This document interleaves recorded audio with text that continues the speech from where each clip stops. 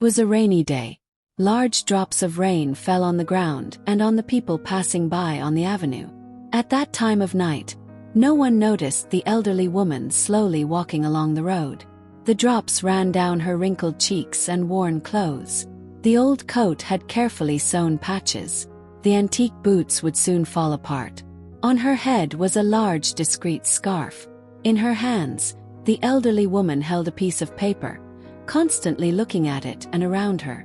"Seems to be here, right? The same house number. I finally made it," she sighed with relief. She stopped in front of an elegant restaurant. People dressed in expensive clothes drove luxurious cars and entered with satisfied faces. "You're just here to ask for money, aren't you?" said one of the men, carelessly passing by the elderly woman. But she didn't seem to notice the unpleasant comment. She opened the large glass door and stood still for a moment, looking at the brightly decorated walls and exquisite furniture. Then she went to the receptionist's desk, a friendly young woman who had been smiling amiably a minute ago. Now she wrinkled her nose and said reluctantly, "You must have the wrong address. Please leave the restaurant immediately. Otherwise, I'll call security." "Dear, I'm not leaving.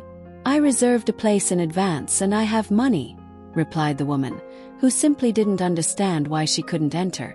"Are you kidding me? This is a decent place, not for people like you. Go away." The elderly woman froze in surprise and thought, "Why was I mistaken for a homeless person? Yes, my clothes are old, but they're always clean and don't smell bad. My hair is clean, and I've never allowed myself to ask strangers for money, even in the toughest times." Her thoughts were interrupted by the harsh voice of the young woman. "Richard, come here immediately." A young man in uniform approached the receptionist. "Is there a problem, Emily?" "Yes, look at this. She says she needs to get in and has already paid for a table. Do something." The security guard looked closely at the embarrassed elderly woman.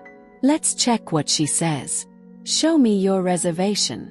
The elderly woman carefully pulled a handkerchief from the inside pocket of her coat and began to unwrap it until a document appeared in her hands. "Here, take it," said the woman, handing her passport to the security guard. "So your name is Martha, 80 years old." The man was surprised. "Look, maybe you misunderstood. This is not a restaurant for people like you. It's better to leave her outside," Emily objected defiantly. "No, I need to go to this particular restaurant." "Check, I made a reservation," affirmed the woman. The guard dialed the number and the answer was truly surprising.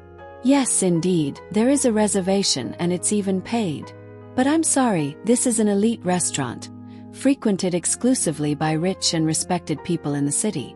We don't want you here." The receptionist intervened again. The woman was deeply offended to hear this. "Why are these people treating me like this? I did nothing wrong to them. There was never anything like this in my youth. We always supported each other through thick and thin," thought Martha, perplexed. But she knew why she was there and wasn't going to back down.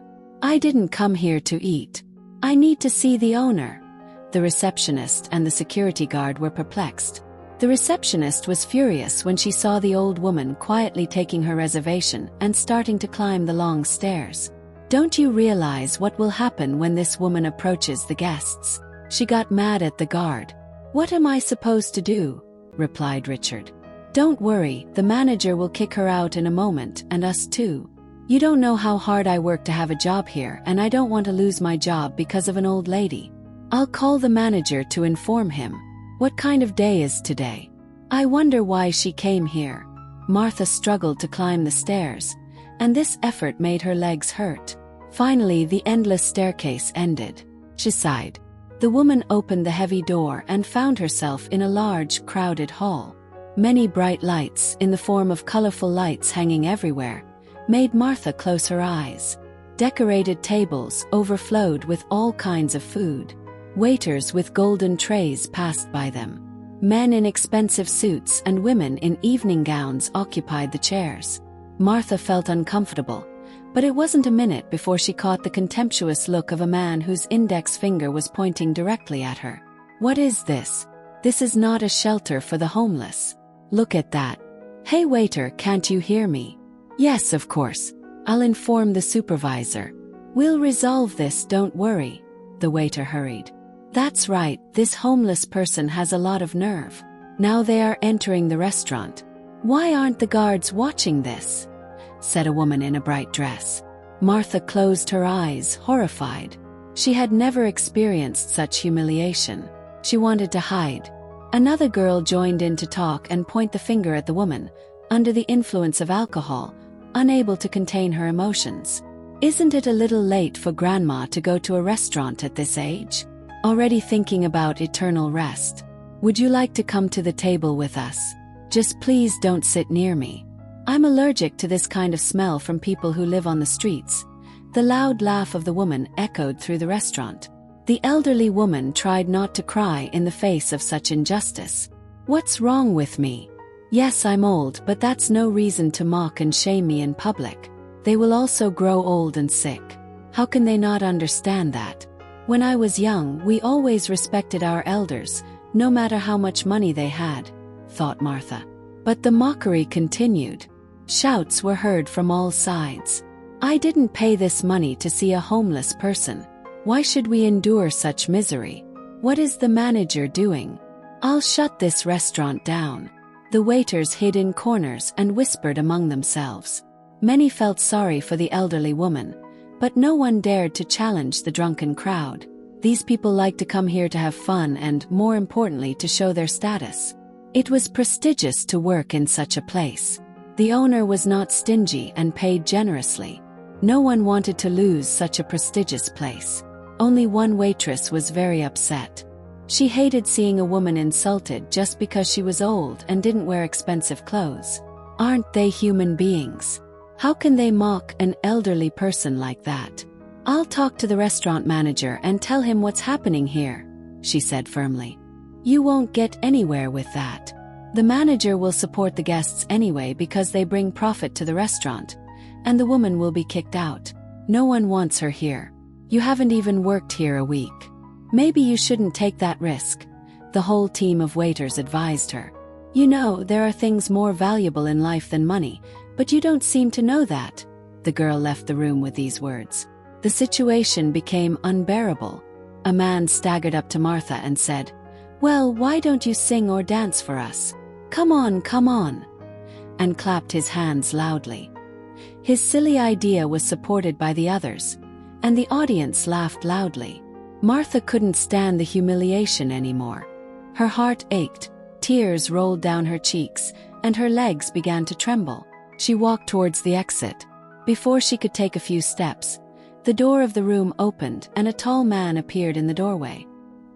He looked questioningly at those sitting at the tables and shouted loudly, Gentlemen, what's going on? Is everything all right? Martha couldn't take her eyes off the man who had entered, as if she were paralyzed. David, my dear, you grew up, matured, and look so much like your father, the same eyes and jaw. Tears came to the elderly woman's eyes again, but now with such sudden joy that, for a moment, Martha even forgot the pain and humiliation she had suffered. But the man passed by her, more interested in his regular guests. David, everything is fine as always, except... One of the men pointed his finger at Martha. Well, why is she here? You have to admit she doesn't belong here. Yes, get her out of here. Don't embarrass yourself and ruin our night, the rest of the audience supported. Of course, it's just a misunderstanding. We'll resolve this now. As compensation, dessert is on the house tonight. No one else will disturb your rest, gentlemen. And you, come with me. He turned to Martha. He didn't recognize me. David was just a boy back then. So many years have passed, a lifetime. He might have forgotten, thought the old woman as she quietly wiped away a tear. Are you listening to me? David asked again, thinking about how to handle the situation correctly. Yes. The woman moved, waking from her memories. Barely closing the door to the hall, the man said, Hello, my name is David, and I am the manager of this restaurant. It has come to my attention that the guests behaved inappropriately towards you. Forgive them. They simply weren't expecting your presence at all. I'll compensate you. I know you paid for the table. You will receive double the amount. Not only will you be able to eat, but you will also be able to buy something for yourself. David, of course, noticed the elderly woman's worn clothes. No wonder she was mistaken for a homeless beggar. And what do people like her want? Money, the more the better. But where did she get the money for a table? It's expensive, even for a working person. And most importantly, why? Anyway, it doesn't matter. David decided he had no intention of dealing with this stranger any longer. Let me show you the exit. Go down, David said, pointing to the stairs. Martha couldn't believe what she was hearing. It was her David, now an adult and solid man, but to her he was still a child, and he was throwing her out. How shameful. The insults and humiliation from the restaurant guests were nothing compared to what David said. No, I won't leave until I talk to him. He must know the truth, she thought. In her thoughts, she didn't notice when David had already pulled out his wallet and was counting money. Here, take it. It's all I can do for you. At that moment it seemed the woman's heart would shatter into pieces, but she found the strength to say, David, I won't take the money. Please let me stay and talk to you. David felt he was losing his patience. I have this homeless woman in my office, and I don't know how to get rid of her, he thought irritably. He felt he was getting nervous. It wasn't in David's character to waste time with idle talk with complete strangers. Sorry, I'm a very busy man. I don't have time to talk to strangers. Don't take it the wrong way, said the man. I'm not a stranger, I'm your mother. The woman could barely hold back her tears again. The receptionist, Emily, and the security guard, Richard, exchanged glances. I told you she was inappropriate. You shouldn't have let her in, said Emily. David couldn't believe the woman's words. Look, this is too much. Why are you telling lies? What you're saying is a lie. My mother died years ago. About the money, it's your right to accept it or not, but I have to ask you to leave the premises, he said. Richard, handle her. After a few moments, David disappeared from sight. What are you all standing around for? Come on, let's go, Richard ordered. The elderly woman could barely stand. She was shocked by David's words. The security guard closed the door behind her. The exhausted woman sat on a nearby bench and cried. It was dark outside, everything was ruined, and she had saved for so long from her small pension to pay for a place at the restaurant where her son worked. Finally, the long-awaited day had arrived.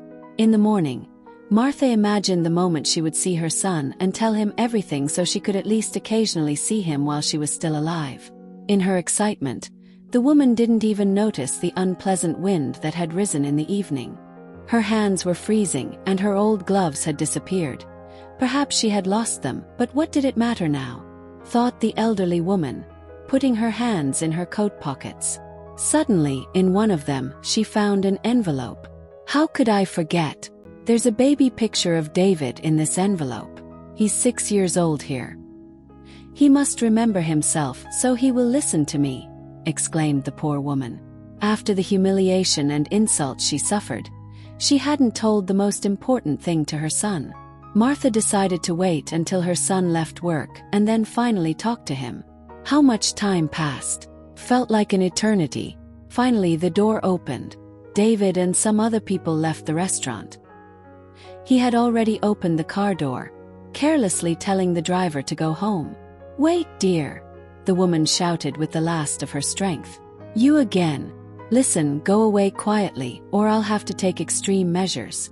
I'll call the police, David replied reluctantly and got into the car. Let's go. No, wait, David ordered the driver when he saw the photo in the woman's hands.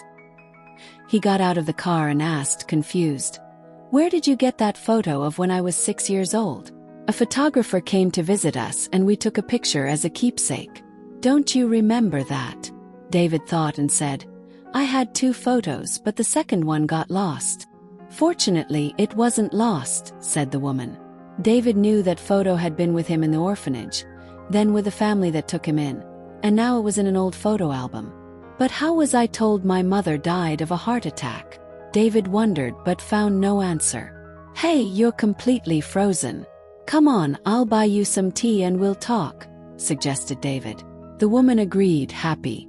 Martha was happy to finally be talking to her son, but if the woman's heart was calm, something strange was happening in David's soul.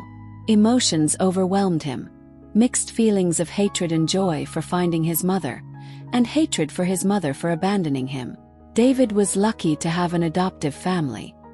His adoptive parents gave him everything: a home, a good education, and upbringing. But they were very strict in their demands. David missed the love of parents. Things could have been different with his biological mother, could have been, but they weren't. "Why did you abandon me and now suddenly try to find me? It's too late to change anything," he said.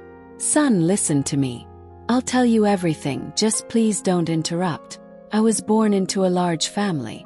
My mother had 7 children. I was the oldest. My father died. The younger siblings grew up, created their own families, and moved away. I stayed at my parents' house with no husband, no children, no stable family. This pleased my mother, and I suffered for living my life for nothing. But one day everything changed. Thomas came to town, and I fell in love with him immediately. My mother reluctantly accepted. She had nowhere to go. But my joy was short-lived. Thomas drowned. It was very painful for me. I was dying of grief.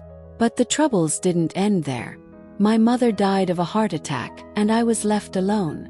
It seemed life had no meaning anymore, but I received good news. You, my son. I found out I was pregnant. You were the best thing that ever happened to me. I took care of you, loved you, wanted to be the best mother, caring and loving. A gift from fate," said the woman. "What are you saying? Why did you betray me, putting me in an orphanage? I don't remember your care, but I remember very well the terrible years I spent in the orphanage. If you came to ask for forgiveness for that, don't expect me to give it to you. Not even your advanced age will help," David said with resentment in his voice. The spark in Martha's soul didn't last long. She had hoped so much that the photo she brought would help improve her relationship with her son, but unfortunately, it didn't. "Wait, son, I'll explain everything," the woman began, but David abruptly interrupted her. "I don't need your explanations. I don't believe you anyway," said the man. So many years had passed since then. He himself would soon be 60 years old, but the memory of his childhood never disappeared. He remembered how every Sunday in the orphanage, he waited for his mother to come take him home, but that never happened. Instead of his mother, an adoptive family took him away. Martha didn't know how to apologize to her son for that. She always remembered the day she took little David to the orphanage. He looked at her with tearful eyes and begged not to be left at someone else's house, but the woman had no choice. She herself was going to a strange place called a hospital, and possibly forever. "Son, believe me, I had no other choice. My heart problems started a long time ago. At first I felt discomfort, then severe pain and attacks. If you knew how much I blamed myself for not going to the doctors sooner. When I did, it was too late. The doctor said only an operation could save me, and the chances of survival were slim. And even if I survived, I would have to spend a long time in the hospital. Forgive-me. I was scared. I had no one to leave you with. I begged my brothers to take care of you. While I was in the hospital, my relatives visited me, but they all had children and made excuses that they already had many mouths to feed. I thought I was handing you over for a short time while I was in the hospital. Turned out to be forever. But suddenly a miracle happened. The surgery was a success, and I left the hospital in a month and a half. I went straight to the orphanage to get you, but what I feared most happened. You had already been handed over to adoptive parents. I begged in terror for the address of that family, but the orphanage director refused. From that moment on, life lost all meaning for me. I kept dreaming that one day I would have you back no matter what. Today was the best day of all. My dream came true, I saw you." David stared at the woman's face for a long time, trying to remember his mother's features, but he couldn't. He had no photos of her, and time had erased her face from memory. The woman spoke so sincerely about her life that the man found himself thinking her words didn't seem false.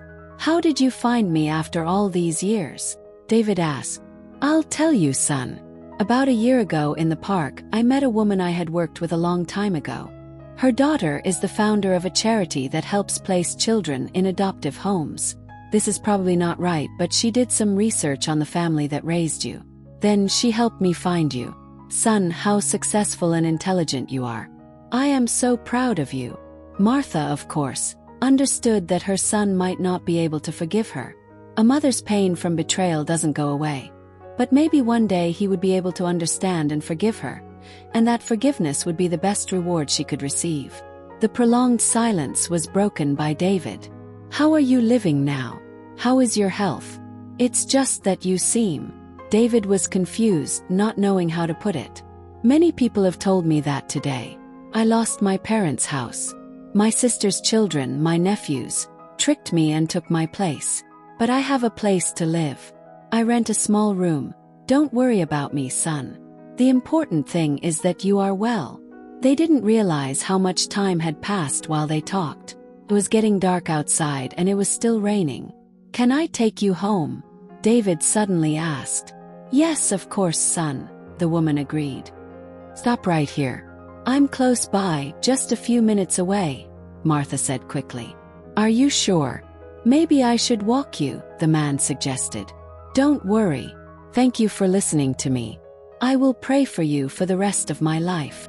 Martha told the whole truth to David, but she hid something she was ashamed of. She had lived on the street for a long time, and then a man in the yard of the house where she liked to sit on the bench took pity on her. He was the janitor. He had a small room on the street where, besides cleaning tools, there was a small sofa and a chair. That's where Martha lived now. She lay down on the sofa, her legs and head hurting a lot, but she was happy for the first time in years. That night, she had the best dream of her life. A dream where she was with her son. A few days later, David appeared at her door. How did you find me? The surprised woman asked. You found me, now it's my turn, David replied, smiling. Come with me, David suggested. Wherever it is, I'll introduce you to my wife and my grandchildren. You have 3 of them. Martha was very happy. Then David handed her a key. I have a small apartment. No one has lived there for a long time, and now you will live there. Martha had almost lost hope, but happiness found her anyway. It found and warmed her like the hot summer sun. This happiness was given by her son, who was able to understand and forgive.